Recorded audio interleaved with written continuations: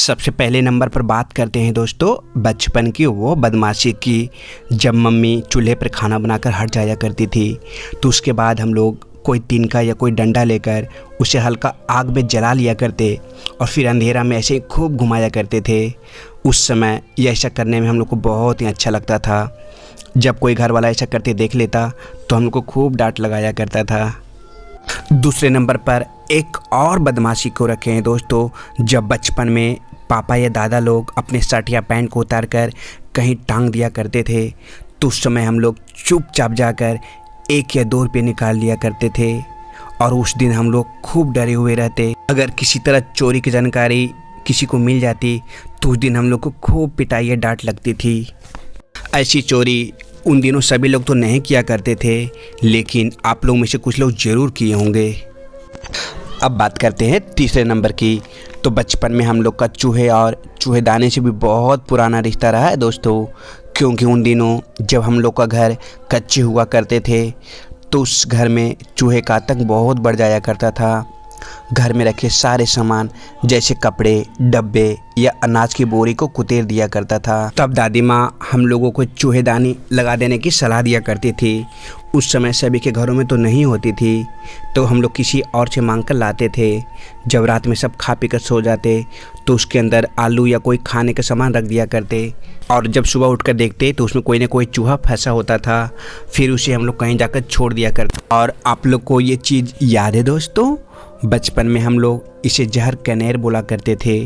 ये तो ज़्यादा काम की नहीं होती थी, इसे हम लोग तोड़कर फेंक दिया करते थे, लेकिन इसके बीच से हम लोग खेला करते कंचे की तरह।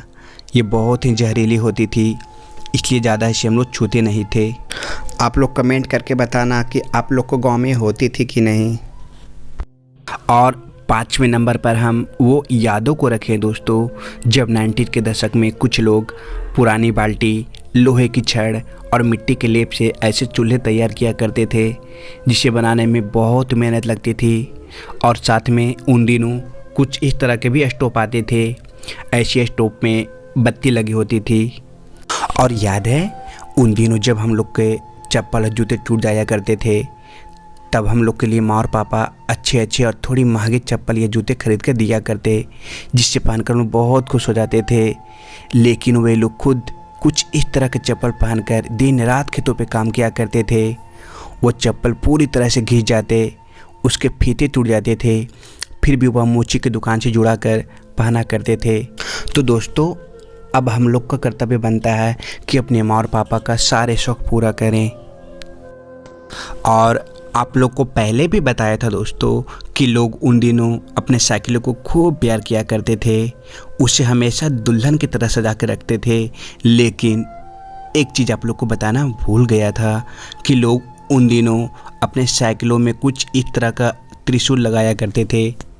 और आप लोग को ऐसी कुर्सियाँ याद है, उन दिनों सभी के घरों में तो नहीं लेकिन अमीर लोगों के घरों में ज़रूर दिखा करता था।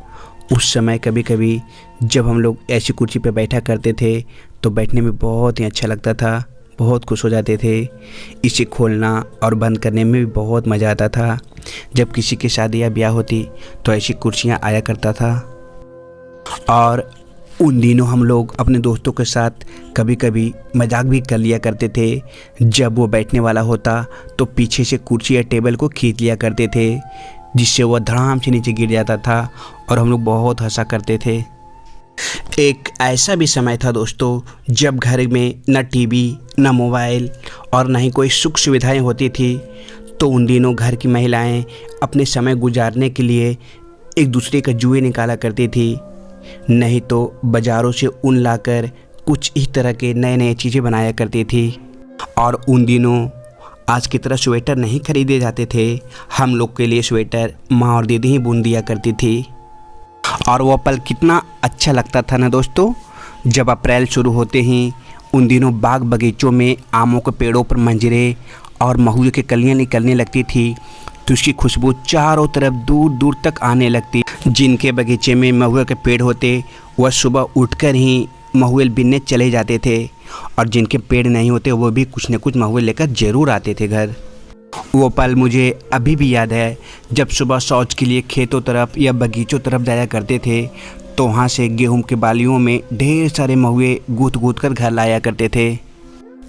90s के समय में उन दिनों सभी के घरों में एक या दो गाय ज़रूर हुआ करती थी।